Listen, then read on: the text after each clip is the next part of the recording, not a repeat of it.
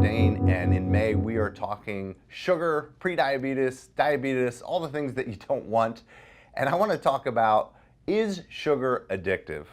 And I have to tell you, my personal belief, what I've experienced is that sugar is extremely addictive. And what are some of the classic signs of addiction? Well, we get cravings, okay? Another thing, it creates a habit, right? It creates withdrawals if we go without it. These are the classic signs of addiction. And there's been studies done, numerous studies, and you can Google these studies. And the studies show that sugar is actually 8 times more addictive than cocaine.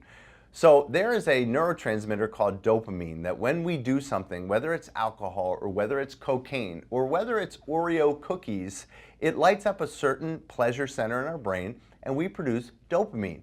So we eat Oreo cookies, we produce dopamine, it lights up the pleasure center of our brain, we feel good. Now what happens though is as we form an addiction, we actually have to take in more of that substance to have the same dopamine effect. So the dopamine starts to decrease as we eat this over a long period of time, and now we need to eat more to get the same high, if you will.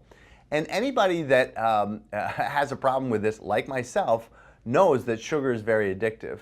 And just like any addictive substance, you cannot have it in your home. If you're an alcoholic, you don't keep alcohol in your home. I know you don't. If you have a problem with, let's say, opioids, you shouldn't keep them in your home because willpower is an exhaustible resource. What do I mean by that? Well, your muscles, if you use them, they're strong in the beginning, but you keep lifting that weight, eventually your muscle fatigues and you can't lift the weight anymore, and willpower is like that. Oh, you can resist the Oreo cookies for a day or two, but as long as your mind knows, your mind is going to find that sugar, find those Oreo cookies, and devour them. So our motto in our house is, if we don't buy it, we won't eat it. If I have sugar in the house, and particularly my form of sugar that I like is ice cream, because I like the texture, I like the taste, but it's really the sugar in the ice cream that I crave. If there's ice cream in the house, I know that I'll find it and I will destroy it. So the key with me is don't buy it, we don't eat it, all right? Sugar is addictive and sugar causes all kinds of problems, and we need to realize that we should be putting sugar in the same classification that we do crack cocaine and alcohol. It creates health problems. It creates all kinds of issues with our body, and we tend to think that because crack is illegal and people that drink excessively with alcohol, that that's a bad thing, but we don't have the same stigma with somebody who's devouring carbohydrates and soft pretzels and ice cream and all this. We don't have the same context of that's a problem, and it is a problem. So get a control of your addiction. Just like any addiction, you need to get that sugar out of your home, figure out what you're craving, and I guarantee it's some sort of refined carbohydrates, and get that out of your home. You'll be glad you did. We shouldn't eat that much sugar. We only need about 40 to 50 grams of sugar a day.